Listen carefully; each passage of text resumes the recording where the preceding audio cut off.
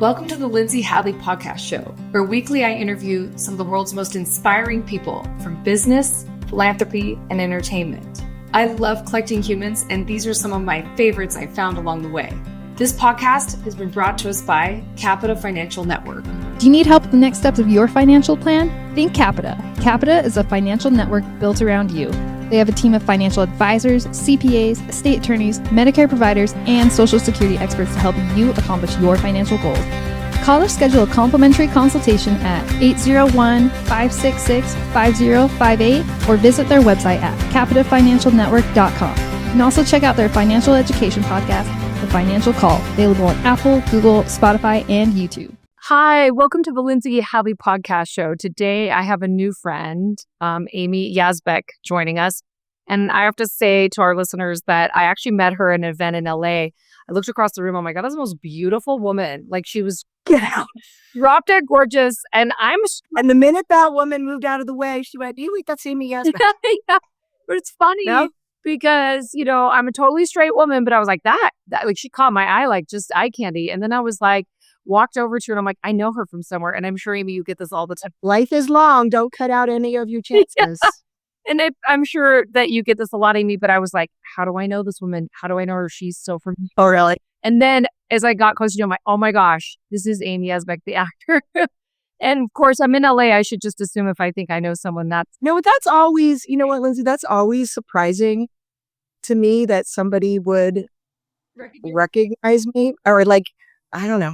I hear my name. When you say my name, Amy Yasbeck, I think of like third grade and everybody trying to figure out how to pronounce it and stuff. So, well, you're very humble and unassuming and incredibly approachable, which is probably the most delightful part about you, given your visibility. But Amy has been known for some of the coolest films, especially in the 90s. Like she shaped my childhood. Oh no, sorry. Yeah, the movie The Mask and Pretty Woman, and my husband's favorite of all time, Robin Hood Men in Tights, where she made Miriam. He has a mad married crush on you.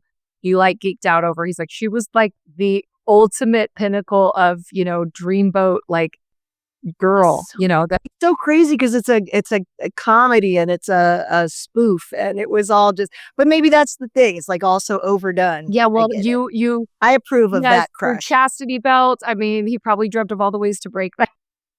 So here we go. But you know, she was in Problem Child, also one of the most entertaining films, you know, from the 90s and many others. And you've also had appearances on some of the most popular TV series as recently, including Modern Family and Pretty Little Liars. And so you're still in the industry. You're still doing, as an actor, all kinds of great things. And then, of course, your family has been in this background, which we're going to talk a little bit about your late husband, John Ritter, and his amazing legacy and what you've done. Right. Well, why don't you start out, Amy, by first telling me a little bit about what got you into acting, what your story is, where you're from, anything you want to share about like fourth grade Amy, where everyone's trying to pronounce her name, for example. That was third grade Amy. By fourth grade, I was a nerd and nobody talked to me. They figured out I just wanted to talk about rocks and sticks and trains and dinosaurs and things. But it has served me well in show business, mostly with the people behind the camera. We talk about all the same stuff. You're fun to talk to and relatable. Yeah, there we go. I think I don't know about the like what made me want to be an actor. And it's never kind of been like that. It's just kind of, I love stories. I love telling stories. I love lying for a living. That's part of it. But I was born, my family was already established, and I don't mean financially. I mean, there were 4 kids, all 2 years apart, the Catholic spacing, And then 12 years later, I was born. So it was kind of a thing of like, I was kind of built-in entertainment for them. So they would teach me, I remember doing Nixon, I Am Not a Crook, and some other things, and Jackie Gleason, like doing bits. So I was just kind of an entertaining person and wildly entertained by my older brothers and sisters. And I think I just was fascinated by TV and that was a portal that, you know, was a whole other world out there. Once I figured out that Johnny Carson was not just a little guy this big that was in the TV, because I used to try to talk to him. I need to look into that. But I just always loved the idea of make-believe. I think that's part of it, which is good to be able to have that kind of thing in your life because sometimes it's all too real, you know? Yeah. Oh my gosh. So I love that you said you love make believe and just by naturally had that entertainer. I found in many cases, like even my friends that are introverts or hate public speaking, like you have no problem being yourself in front of the camera, but like there's a lot of actors that hate being themselves in front of the camera, but they don't mind if they take on a persona, if there's suddenly a character. And I always find it so fascinating. It's like almost like sometimes the shyest people also just like blossom when they take on this make believe persona. Oh, absolutely. I know so many. It's kind of split down the middle, 50-50 of, and I think my thing is I like it's less risky to just be myself because I know I'm not going to forget my lines. That's like part of it. Like the technicalities of I've wild, you may have sniffed it already, ADHD. And I do memorize lines. I can do all that.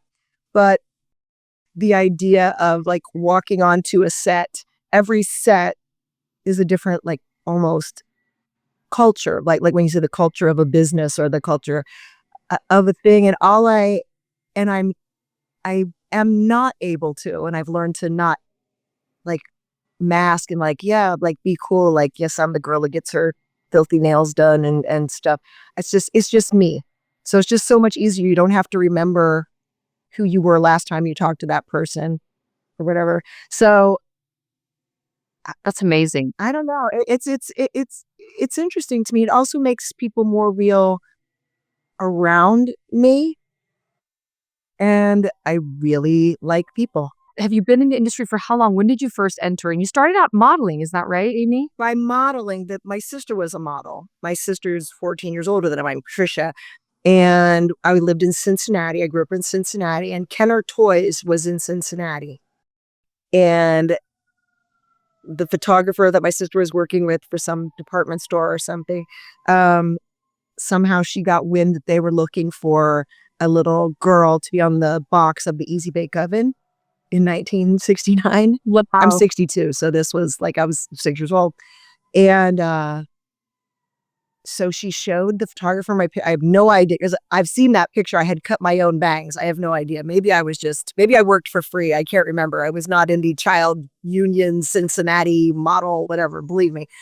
That I remember she came and picked me up from school, and she had written me a note, my sister, not even my mom, written a note to the Notre Dame nuns who were my teachers, that I had a doctor's appointment. Oh.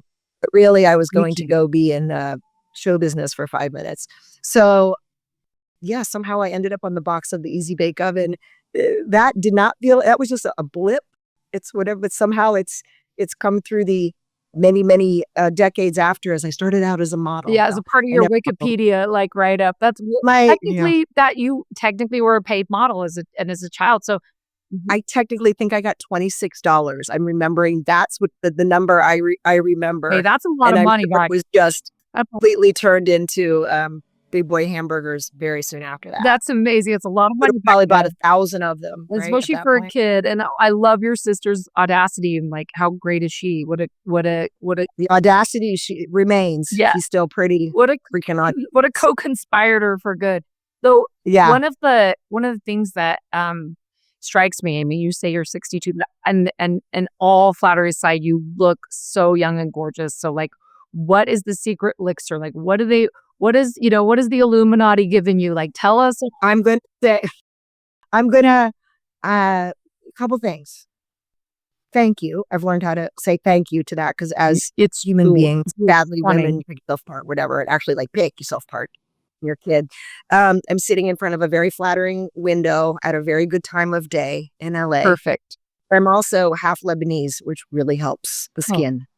It turns out. Yeah, I know. Who knew? So I don't know. There's something about that I think has helped. And I never did the like sun worshiping thing going. I've always just been kind of an indoor girl, which is weird. That's cool. And I just love hats. I think that's it. Oh my gosh, amazing. I haven't done like lots of blip blip blip blip blip blip blip. Well, I love, not that I won't. I loved your hat in Pretty Woman when you were at the horse riding track. I mean, you looked. Did I have a hat on think during so. I think so. I might be wrong. that? I think Julia Roberts had on a hat. Maybe that's what I'm remembering. She literally threw shade on me because I remember having to back up. I've had hats in lots of things, or crowns. Oh my gosh, amazing, amazing. So your career into filmmaking, did it come then in college, out of high school? Like when did you really? I went, I had a wonderful friends, and I went to an all-girls high school. These were the Ursuline sisters then, by the way, when I was in high school. And there wasn't really a theater program. There was a play that you could do if you had a C or above average and you could be in the play. I did not, because as sharp as I was and hopefully continue to be, undiagnosed ADHD, no joke. No joke. So I would get A's and F's. Wow. And so somehow it didn't make Cool. a C. That's the math part I don't understand. But I was also the vice president of my class and the speaker at graduation. I don't even know how that happened.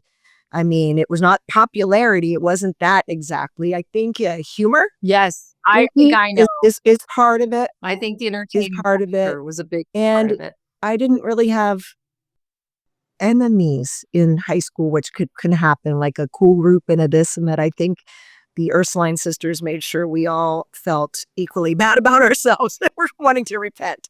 Seemed to work out for most people. But so when I went to college, a little college, which I just found out isn't there anymore, Mary Grove College in Detroit, part of a consortium with University of Detroit, and went to school up there. The way I got in, because my grades were nothing, and I had an art portfolio, because that's the other part of me. And I got in with my art portfolio as if I was going to be an art major. And then I got in there and I switched to theater. But I didn't graduate. I went there for 3 years. My dad passed away while I was in college when I was 19. And I just kind of went, So moved to New York. And then my mom passed away when I was in New York. I lost my parents both from cigarette smoking. I know, really young. Really young. I mean, they were young. They're both younger than I am now when they passed away. And so I was kind of in New York with just my wits about me to figure stuff out. And I kind of did. I was just working at a restaurant and knew I was an actor, and I'd taken that in college, but it took, I don't know, I watched other people like fling themselves at it, and I just kind of, not in a boastful way I say this, immodest, as the Sisters of Notre Dame would have said, but I just kind of almost kind of knew I was going to like fail up. Can't even explain it. And I did. Weird. But I just had the intention that I was going to be an actor, and I felt like that was part of me. And then I would meet people along the way, and finally one of the people that I met was an agent, and he said, come out to LA for pilot season. Did not know what that was. I was 23. My gosh, is that true? Yes, in 1985. I don't know. Again, math was not my thing. I think I explained that. But I came out and did a pilot, and then I stayed, and I worked a lot through the 80s and the 90s. I got married in 1999, and it's not like I gave it all up for a family. I didn't. I did a couple more things. Yeah. I was working fairly steadily for my situation, which was a new mom and stuff. But John passed away in 2003, and I couldn't, even though I had a lovely woman who I still know is one of my best friends, who was the babysitter / nanny who helped me. There was a kind of a focus that was hard to do when I was out of the home, away from my kid. Yeah. Do you know what I mean? Yeah. Focus has not been my forte. My fort, apparently that's the real word for it. And I also started my foundation, which has taken, which I have given everything I know how to, Wow. and kind of stretched the things that I didn't know and didn't understand. I've always loved science. I've always loved medicine. And when the genetic piece started becoming apparent to me I have no shame. It's not shame. Like you said, I'm not scared to be myself. Yeah. And when I did the research to find out who were the experts about aortic dissection, what John sadly passed away from. He was misdiagnosed as a heart attack, which I found out that happens all the time. And the more I looked into it, I felt like I had a really close up experience of what that's like, that misdiagnosis, and what that lack of awareness can do on an absolutely personal, devastating sorrow level. But I was able to, maybe part of this was coping, to look at it from that bird's eye view. How can this change? Who has to know what for this not to happen again? Not just my family. I'm going to keep my family safe. And then I keep going back to the Catholic thing. It's universal. It's about caring for, but that you're responsible for everybody. And to be able to hoard information that could be life-saving, I would have never been able to sleep again. Oh, wow. So it's part of I don't even know if you would call it paying it forward. I mean, I feel like I felt like I need to invent a machine to help people understand their risk and their what their actual power is in understanding the science behind it. That's the longest answer ever. It's sorry. It's just no, because we've talked before, and it's my personality or lack of fear, which is part of ADHD, has helped me just throw myself into things. I'm not afraid to talk to people that some people would find intimidating,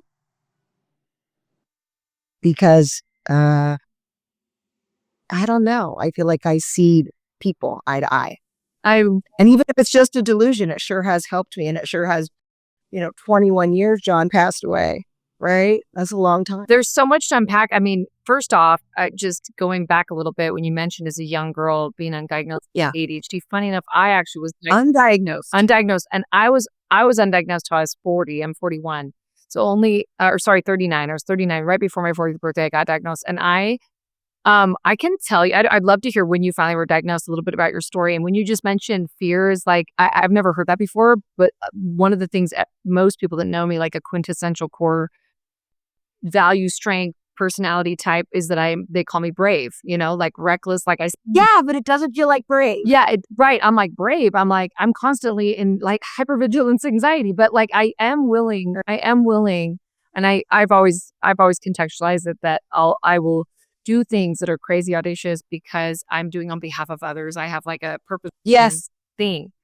100%. So the why pushes me. I know that. Yeah. But I will say that's so cool to share with me a little bit about, because there's neurodivergence is a big thing on DAG. People are starting to learn. It's super common for it to be undiagnosed. It is. And it's also, but I feel like the more, and it's not like I was neurodivergent before it was cool. I'm not trying to be that guy. No. But I'm saying, and the thing is, the reason I think that it means so much to women to understand is there's a lot of shame. Yes. A lot around just, what do you mean you can't do the dishes and put the things away? No, I can. I squirrel. Yes. But in a cool way. And it turns out most males are diagnosed at around 7, and most females are diagnosed at 35 or older. Wow. Because there's that hyperactivity part of it that used to be, I mean, I don't even know if it's actually called ADHD anymore. There's a attention deficit spectrum, as there is with, I believe, everything. I mean, I've come to learn that. But I think part of it is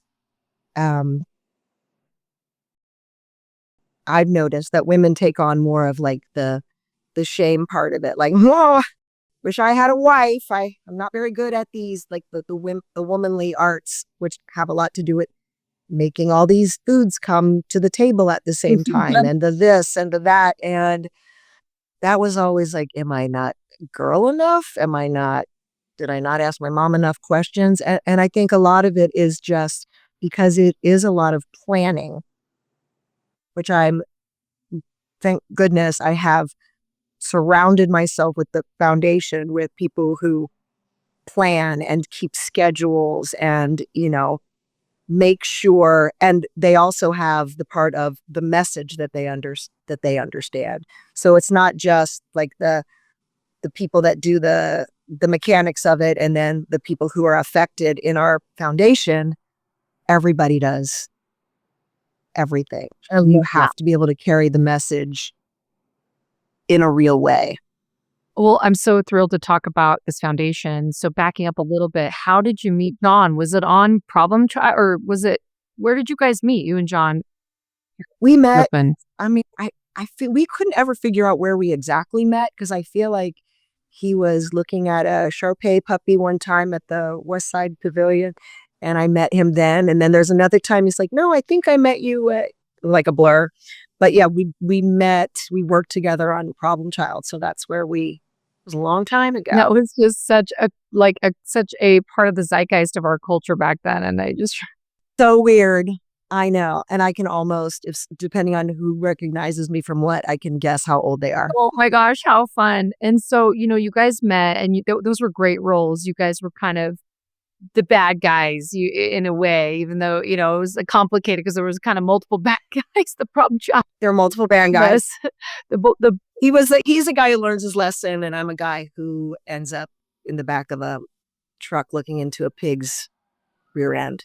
Yeah. About karma. It's a little tale about karma. It's a little tale about karma, indeed. And there's it's really a foray into human nature of just kind of calamity begets calamity, and vindictiveness begets vindictiveness, and just this kind of like the opposite of virtuous cycle, but like, a cycle that is like a snowball effect in a negative.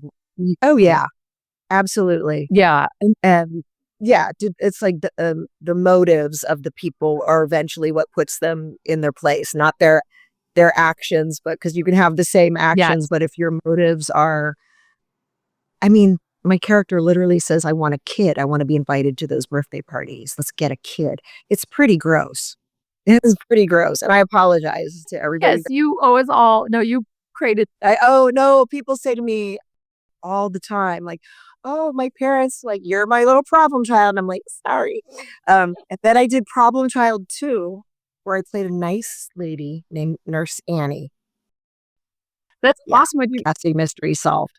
But so you fall in love with John on set. Was that where this happens? The chemistry, you're spending time. It happens. I mean, you saw him. You fell in love with him too. He's so darling. But how was that not going to happen? Yes. Right? Yes. So yeah, and we got each other in ways. My friend Carol Leifer, who, if you don't know her, stand up, but also she was the actual Elaine. She literally dated Jerry Seinfeld and then went on to be a writer on the show and wrote shows. She, like, the Elaine was based on her. Way. And so, yeah, she's one of my very best friends. And I did a series for her too called A Right Already on WB. It was a long time ago. Remember the dancing frog? Anybody?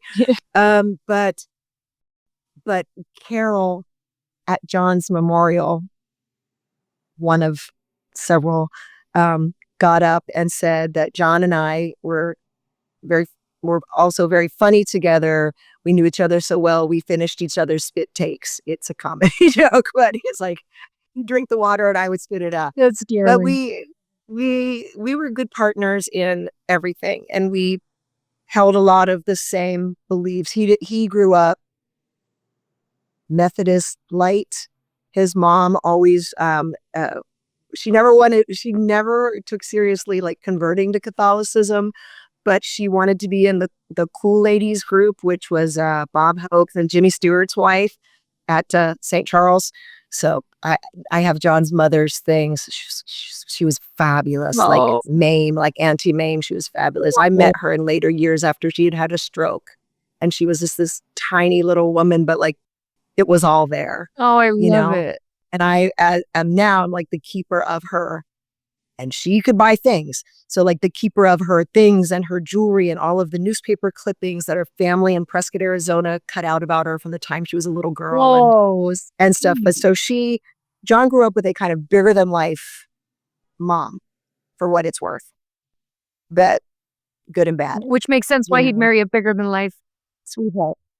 Thank you. In some ways, I was a lot cooler than she was. Yeah, she was completely unafraid to jump in there.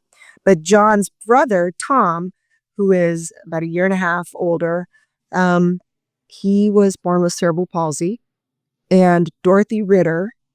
And it's like, this has to be pointed out to me all the time, because it's not exactly the same thing. But Dorothy Ritter, who was an actress, Dorothy Faye, she met John's dad, Tex Ritter, who was a singing cowboy, on a movie called Rainbow Over the Range. Give me a break. Like when they were in their 30s. So cute.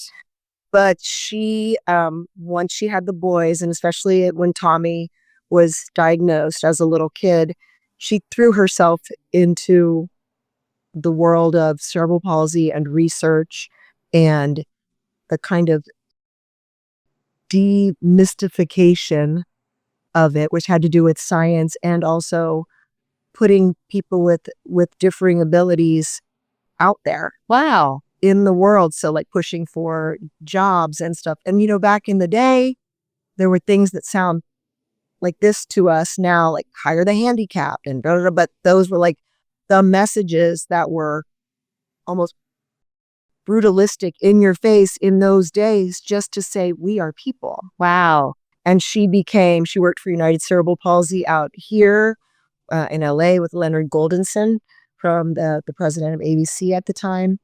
And just push. I mean, part of that push, there was a time before the sidewalks that you could cross the street and just roll up into the sidewalk. So you were out of luck if you had a stroller and a kid too. Oh, wow. You'd have to have some nice, Boy Scout lift. But it's for people in wheelchairs or people who were blind. It was impossible. There was no such thing as the American Disabilities Act. I don't know when that came about. I'm not an expert at that. Tommy would know, because he worked in that field too.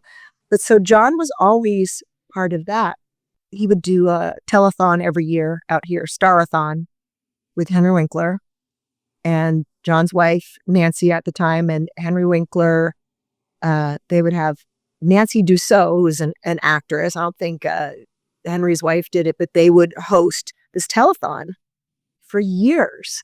And it made a big difference. United Cerebral Palsy is a fantastic outfit. That sounds like something I would say when I'm from Ohio. So it's a fantastic outfit. They do great work.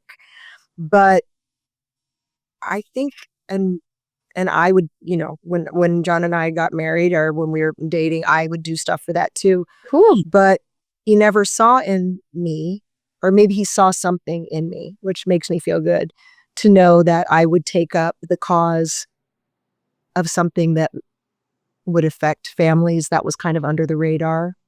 I mean, he didn't know what aortic dissection was. I didn't know what aortic dissection was. No. For years. This hit you for so many years. Right? You're a mom with little kids. And how old were you? Noah was 5. I mean, yeah. John died on Noah's 5th birthday. These are little. And then the other kids were like high school and just starting college and stuff like that. It was a big deal. And then just out of nowhere, there was no warning. Well, the thing about aortic dissection, and I'm going to, for those of you listening, I'm pointing to my chest now in a non-suggestive way. Here. Shaped like a candy cane. Yeah. Your aorta comes out of your heart, goes up like under your clavicle, under your collarbone, and all the way down. So it's the largest artery in your body. And where your diaphragm is, all the part of it above is called thoracic, and the part of your aorta below it is called abdominal. And AAA, we all know somebody. Abdominal aortic aneurysm, where it balloons up, way more common in men. Yes. And people usually, and it has a lot to do with blood pressure and that kind of stuff. The thoracic version of it, of course, super dangerous because it's right as your blood is pumped out of your heart into this pipeline. And there are romantic, because now you get that when you focus in on one particular part of medicine or anything in modern culture, you're going to find the nerds. Yes. The people who have been like, this thing goes undiagnosed, that are shouting it from the rooftops and doing what they can, catch as catch can, and explaining it, who need a bigger mouth, which would be me, the mouth from the South Ohio, to get the message out there. But the way that people have dedicated their lives to this particular part of the body, which is then known as a medical orphan, just because there wasn't any great focus on it. And in eras before, there was so many different modalities of imaging that part of your body. There's just an X-ray, and it mostly does not show up in an X-ray. Right. It starts usually an aortic dissection with an aneurysm, which is that ballooning in one part. And a lot of times has a genetic, just a natural thing where it is going to happen at some point in someone's life, just because genes and chromosomes and that misspelling that can happen, that either it can tell you if you have blue eyes or brown eyes, Right. or tell you if the protein that's making up your aortic arch is stable or unstable. Yes. A big difference, right? And so when it is unstable, it means that the nature/God-given thing, which is the redundancy of having layers that make up this tube, the inside layer can become a little bit shredded, and then the blood starts making a home in between the layers. And because the blood from your heart is pumped at, imagine, such a rate. I mean, every horror movie where somebody gets stabbed and you see it fly, that's the kind of pressure it has to have inside of your body to get everywhere it needs to go, body, right? yeah. Especially it's going up and down and everywhere through this little tube. So the pressure of your blood pushing against maybe that little notch that has been made on the inside layer, it starts going and tearing a whole new tributary. Right. So instead of going where it needs to go, part of it is going where it needs to go, and part of it is going inside, and like a run in a stocking, if you're even old enough to remember stockings. Yes. Okay. They're back online. They're back on deck. They're coming. You know what I'm saying? Yeah. Is that it just tears with pressure over time till the false, they're called lumens, the areas where it needs to go becomes bigger than where it's really supposed to go. So like if you did a cross section, it would look like a double barrel shotgun. Wow. And so the blood isn't going where it needs to go. It's going inside of the actual structure. And then your body, and this is one of the first thing I learned, because we know we need blood. Yes. But the blood, it's because it takes oxygen to everywhere in your body that you need to do. So your body actually will suffocate, because this aorta, this brilliant, beautiful thing that just shaped like a candy cane and has the great vessels that come off the top of it. We've all seen everybody's cool tattoos of their, yes, it's an anatomical heart. They never show the whole thing, but those little things sticking up, those go to your brain, your arms, everywhere. And so an aneurysm is usually asymptomatic, and it grows over time. Oh. And you don't know. No. And you don't know just until I know. This is why I'm not saying this is why, I'm saying this is why doctors should be afraid of it. And this is in the old school, even when John died, one of the doctors came out and said, this is something you can't see coming. It's like basically a satellite falling out of the sky. It's a ticking time bomb. You don't see it. I'm like, okay, if it's a ticking time bomb, I've seen MacGyver. I know there's something you can do. I know there's We something always you can do something. We can always do something. And just putting it out there and saying the words aortic dissection.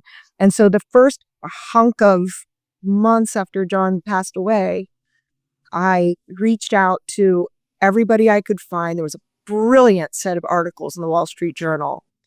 Kevin Helliker and Tom Burton wrote these articles about aortic dissection. It was like the 7th article was about to be published or something when John died. And so then the article was about that. Oh, okay. It was which was crazy. And yet my friend's mom was librarian in Needham, Mass, sent me the actual articles. And believe there was plenty of stuff to read. And I just took each one of those names and I got on the computer, which I had not. I mean, I was doing crossword puzzles on there at that point. I still am, but I had never really researched except ancestry stuff. But I just called. Again, the unafraid part that we talk about, right? I mean, I'm like, what's the worst that can happen? Somebody can hang up on me. So just like calling the world's premier researcher in aortic dissection. I'm like, I saw your name in the thing, and she so relieved I called. And when I called Dr. Safi, because he'd been, and I called him down in Houston, and I talked to the woman who answered the phone, who was in tears because they've been working on this for years, and then they lose John to this thing that they've been trying to shout from the rooftops. Oh, and everybody, I mean, wow. I'm not going to say everybody loved John, but I'm going to say everybody loved John. He was, and come at me if you didn't. I would like to know why. Yes. But he felt like part of people's families. You know, I think we've talked about this. You're not like some movie star people, like LA, we get to meet so many people and you're like, please don't disappoint me. Please don't be a friggin' prick, or excuse my French. Wolf. But movie stars people don't like walk up to and talk. Jack Tripper, they're like, Jack, and John had to learn how to negotiate that. And his dad had been a movie star, so he kind of understood it. But he really did. Sometimes he had to hide from people if it got wild, or if we would not go into a sports bar where people were drinking. Of course. Then they want to like show you like how macho they are. My wife thinks you're cool, Jack Tripper. Put him up. And he would joke his way out of everything. Oh, bless him. But the fact that everybody kind of knew John in their own way, so the assistant for Dr. Safi was like, we aren't allowed to call you, the fact that you called us. And so that kind of started it. I'm like, how can use me? Yeah. They must have again back to guitar mass. I'm sure there was a song about use me, Lord, but just how make me an instrument of your scientific research. Oh my gosh. Not just Amy, I'm just processing here. Like, it gets me so fired up with gratitude that a woman with small children, and even, like you said, some college, I mean, it's such a vast age, in your grief, had the fortitude and the wherewithal to take that grief and funnel it into blessing the lives of others and taking action. What do you think? Can I tell you something? I want to tell you something interesting. To me, is I know part of it was I don't know how to process this. And at some point, some smart aleck said to me, oh, you're just going to like save everybody because you couldn't save John. And I went, I mean, that's the plan. I wouldn't say it. No, but I'm not trying to, believe me, no fun. Big parts of it are no fun, especially having to visit that every day. Yes. But making sure, and you and I have talked about this, that John's name is not just a product. Yes. Which is hard. And John's kids, and these are their own stories to tell, all wonderful. I have 6 grandkids now. It's crazy. But each one of them has had to find their comfort zone with the foundation. Yeah. And they've all done it in their own beautiful ways, in their own beautiful time, in and out, because, do you know what I mean? It almost makes it, I mean, I'm sure Lou Gehrig's kids felt the same way. You know, where it's just like, okay, it's not about that. But then recently, I know there's a better way to say this, but this is the general thing. I would hate it. It would break my heart if out in the world, when you thought of John Ritter, the first thing you thought of was aortic dissection. But it would satisfy, thrill, and put a stamp of approval on, all of my work if the first thing you thought of when you thought about aortic dissection was the John Ritter Foundation. When people talk to me about legacy, I have nothing to do with John's legacy. John's legacy is first a dad, a partner. Before all the entertainment stuff, he gave everything to everything. He was a baseball player at one point when he was a kid. Like, everything he did with joy and made sure everybody was having a good time. That's his legacy. This medical part of it it's a different thing. It's in his name. I sound so religious for somebody who's kind of agnostic, but I mean, I carry that, But there's faith behind it. It's like faith in humanity, faith in resilience, faith in giving back, faith in... Well, it's faith in people, that even if I am imperfect, which we all are, in my message, or imperfect, that I strive to be perfect in my intention. And I am. I can't be anything else than using the feeling, because it is John's brother. Yes. Had an aortic aneurysm. John died in 2003. Tommy had an aortic aneurysm revealed, because from when John died, remember I told you the first thing I did was speak to the Dr. Diana Milowitz of, now it's the John Ritter Research Program, but she was doing it was her lab in Houston was doing this research. And I called her and she said, first thing, everybody, even the kids, have an echocardiogram to make sure that their aorta is not enlarged. Check the genetics, because now we know. The genetics. This is before we spit in the tube and do the actual genetics, which are all about that too now for everybody. So, but first. And she said, and that will be a yearly thing for everybody, just to make sure. And so then in 2007, Tom, he had something happen that was in between his yearly scan. He had a mini stroke, and they wanted to push dye to do a scan. And I said, I don't want to push anything in him until he has his echo. And he had an echo, and they saw an aneurysm. Well, wow. Same exact place as John's, which is called the aortic root, type A, right as it comes from the heart, where the aortic valve is, right after that. And we actually had to, Dr. Milowitz and I, mostly Dr. Milowitz, obviously, had to push Tom's cardiologist at the time to recognize how dangerous that is. Because there were general guidelines, but it wasn't like American Heart Association for heart attacks. This gets to this level, you do surgery. This gets to this, you do that. It really wasn't. And so by Dr. Milowitz calling and going, that is a large aneurysm, when your brother died a couple years ago of the same thing. So I took Tommy out of that system. We went up to Stanford, and he had his aortic arch, which is like the top of that candy cane, replaced. And he's fine. And you literally saved your brother-in-law's life, and John did. John, but you and the whole response that you had to death. You took a tragedy and you turned it into something redeeming and life-giving and life-saving. Yes, and I don't know why it's so hard for me to hear that. Not hear that, but to receive it. Yeah. Well, but only because angels. I mean, if there are any kind of if there is any ethereal world, that's what angels would be doing. and your living angel in this way. And I'm so grateful.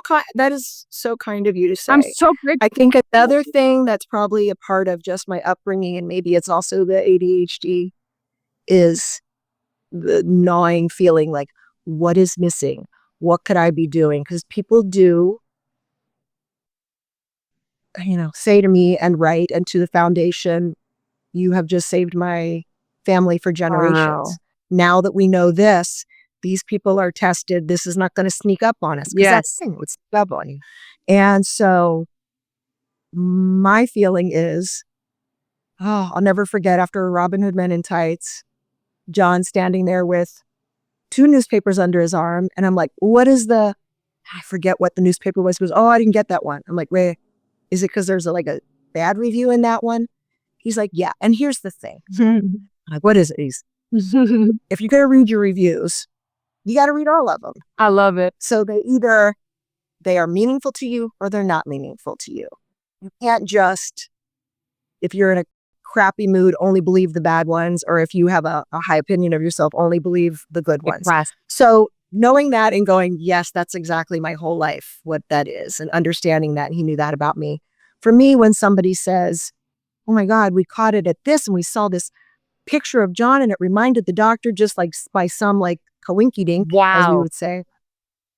Or the doctor said, all right, this is serious. This is what John Ritter passed away from. And then they go on the website.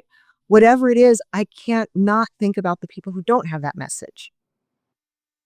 And the research that's been done, and our foundation talked a lot about it this summer, how often Black Americans don't even make it to the hospital. How many more Black Americans die of this for reasons that we're figuring out. Some have to do with that elevated blood pressure if you are at risk for aortic dissection. And that is something in the Black community that isn't treated as well for a myriad reasons. And so the people who don't get the message or who end up in an emergency room, I have all these stories in my head, 21 years of people telling me. I went with my lovely woman, Carmen, who's a stand-up, and her husband was too. Both Black, both in shape, young people, so no reason, to think something was wrong. And her husband in severe pain, taken to a hospital, no names, a good hospital, and was thought to be, just because he, for whatever reason, the people that drug seeking, and him explaining his pain, but also being stoic, trying not to scare his wife. It's like a tearing pain, and then was in so much pain, was kind of moving around, and he was strapped down. And finally, they're like, we want you out of the emergency room. And he died in the parking lot. His wife picked him up in the car, and he's standing there holding his shoes, got in, FaceTimed his mom, like, it's okay, I'm okay. And then she was talking, and then looked over, he's gone. Oh my gosh. I know. But so one of those stories will keep people up at night. Yes. She and I ran into this woman because I went to I spoke at a camp widow. Sounds crazy. It's like the most beautiful thing.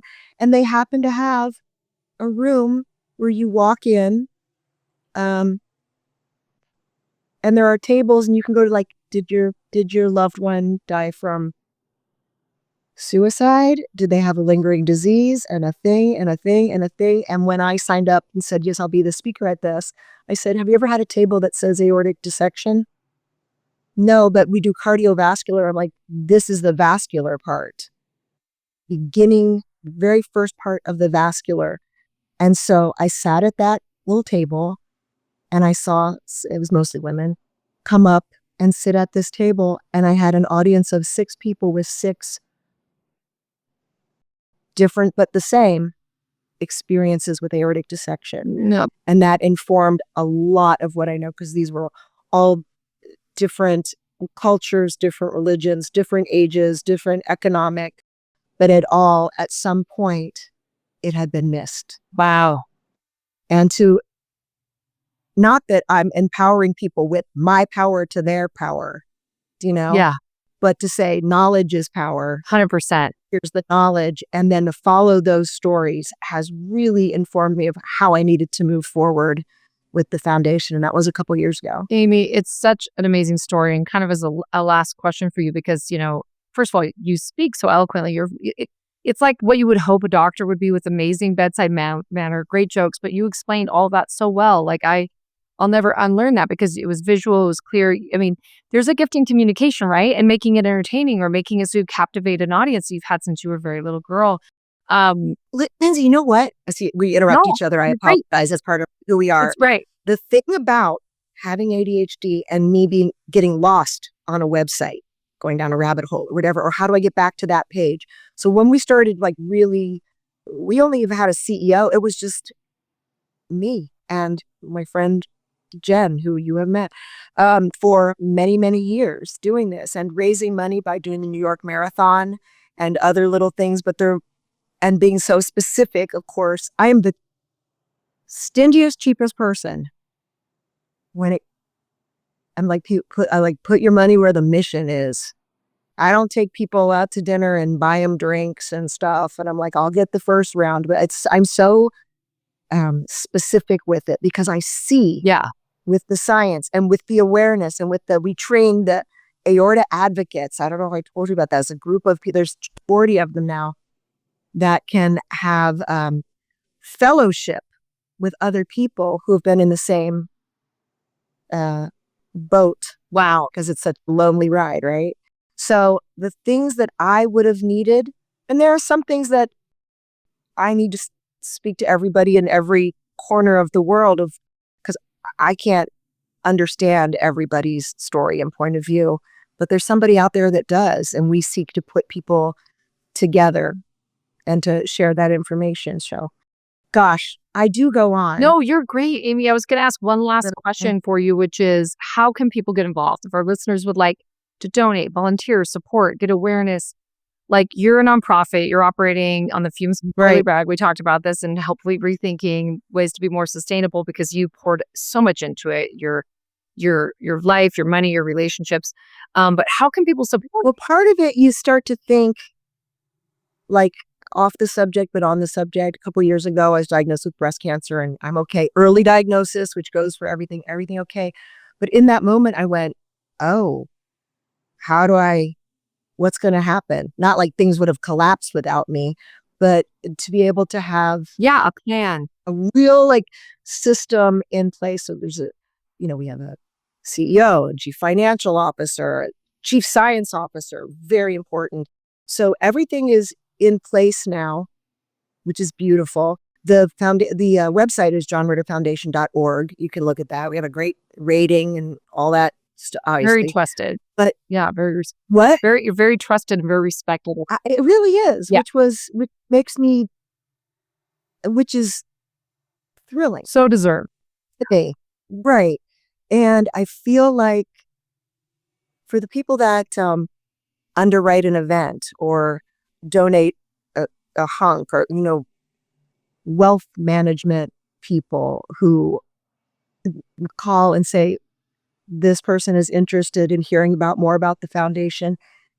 I like there's not just a piece of paper that I can call and talk to somebody, and we can laugh and cry about John together to really understand what it is we do in his name, that it's just not a name slapped on it, and that we keep our mission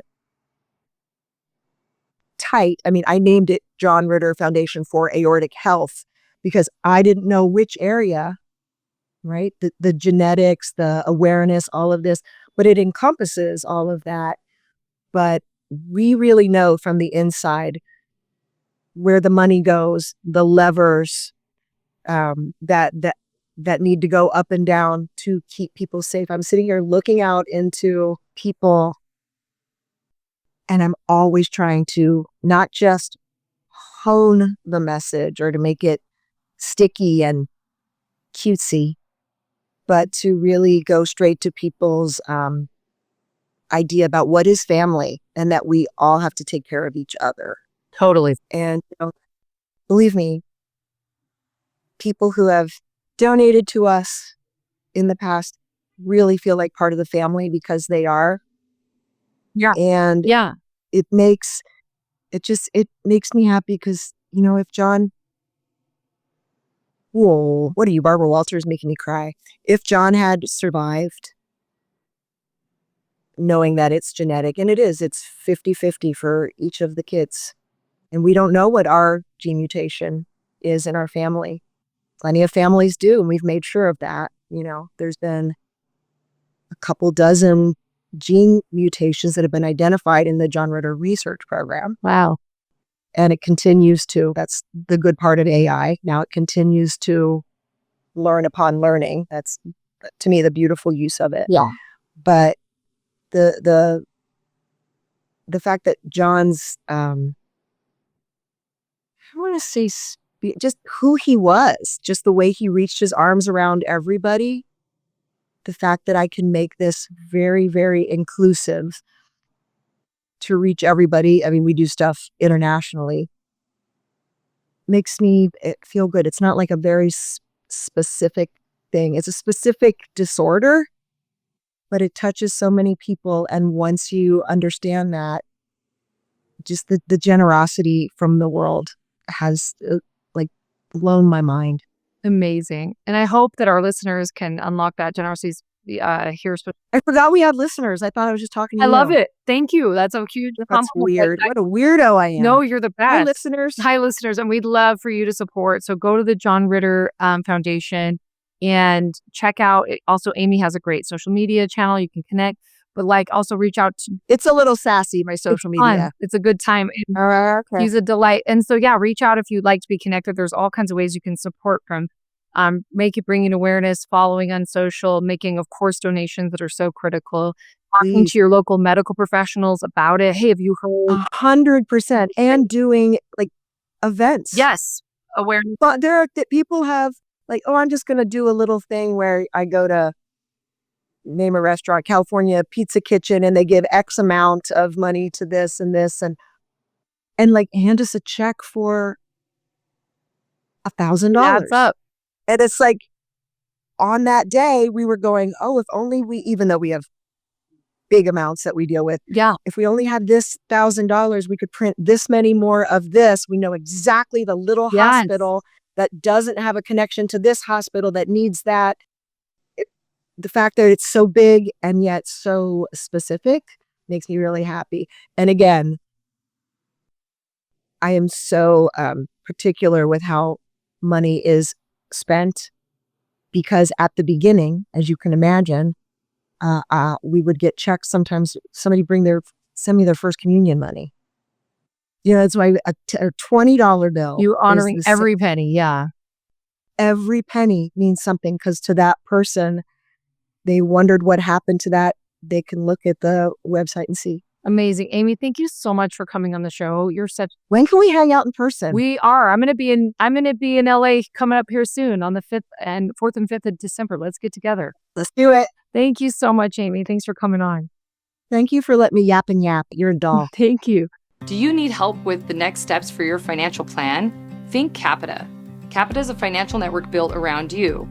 They have a team of financial advisors, CPAs, estate attorneys, Medicare providers, and Social Security experts to help you accomplish your financial goals.